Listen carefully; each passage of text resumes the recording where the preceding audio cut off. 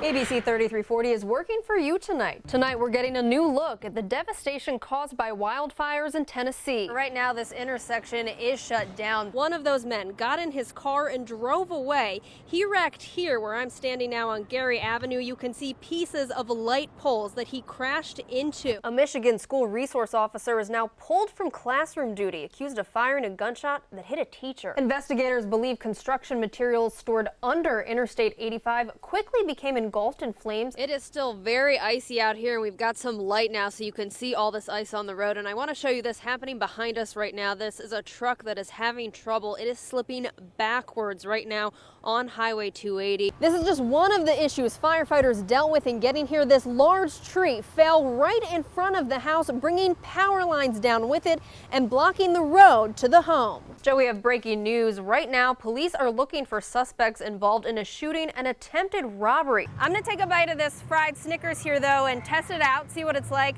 I have to tell you, it's heavier than I expected when I am picking this up on the stick, so let's take a bite of this. A trial challenging the constitutionality of mental health access in prison is underway right now in Montgomery. A trial about prisoners' access to health care is expected this spring.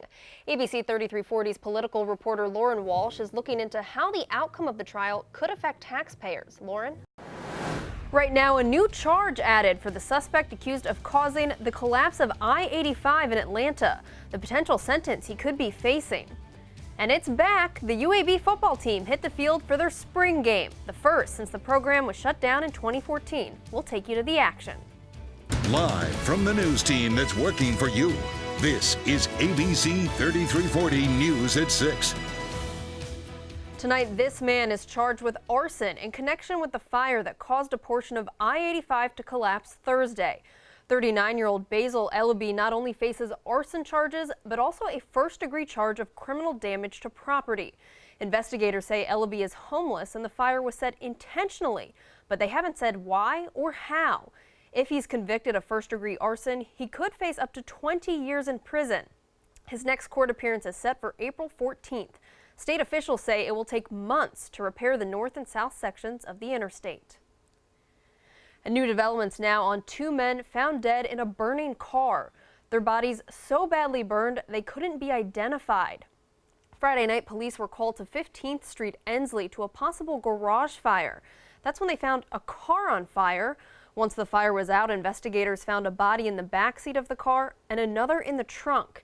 Investigators believe they were shot. If you have any information, call Crime Stoppers at 254-7777. The UAB football spring game is a day some thought would never happen again. But today, players hit the field for the first time since the football program was shut down in 2014. Many hope it's here to stay. ABC 3340's Patrick Thomas spoke with fans, students, locals, and former players.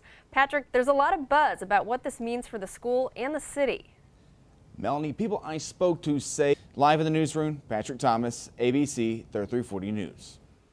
And coming up later in sports, we'll have highlights from today's spring game and post-game reaction.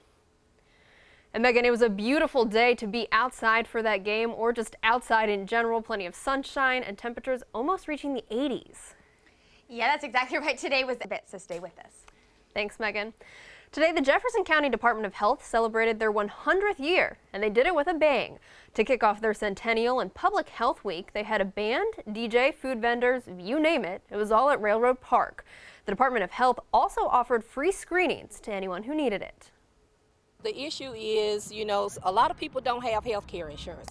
So it's good to get those foundation basics and know your numbers. And so if you're having any other health issues, that will tell the story. And Wanda Hurd, who you just heard from there, tells us if you missed it today, they do offer free screenings on weekdays. You can call them to set up a time at the Jefferson County Department of Health.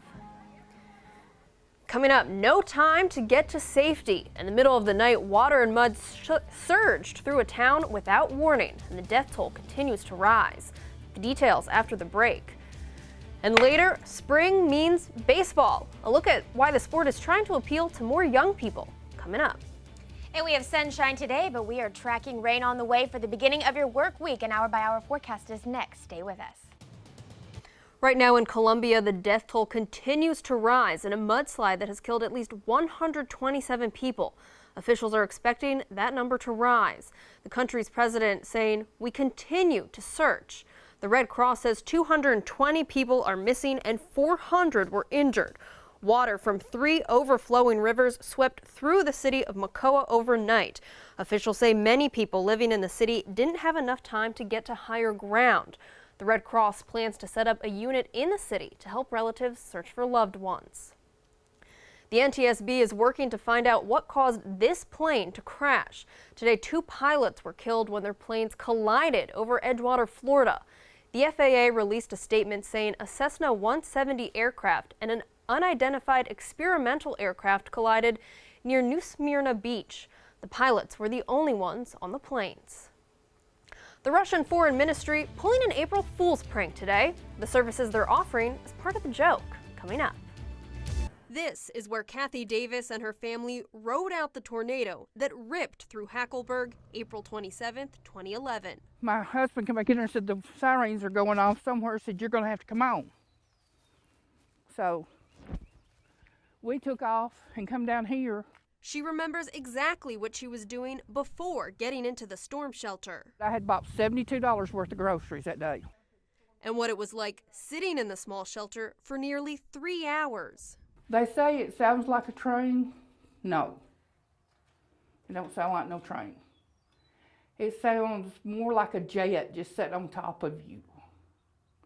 And that's it. You could hear stuff hitting the top of the storm cellar, and I thought for sure that it was going to come off. Davis's husband and son held onto this chain to keep this door closed and keep them alive as the storms moved through this area. When they did get out here, she couldn't believe what she saw.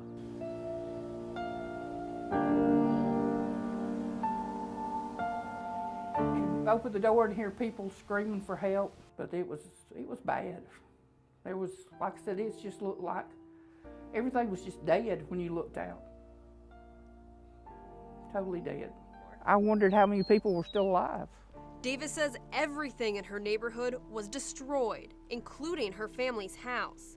The only item they managed to save, part of their old front porch. Their new home now sits on top of that. Whenever you don't have nothing left and you're out just picking up pieces,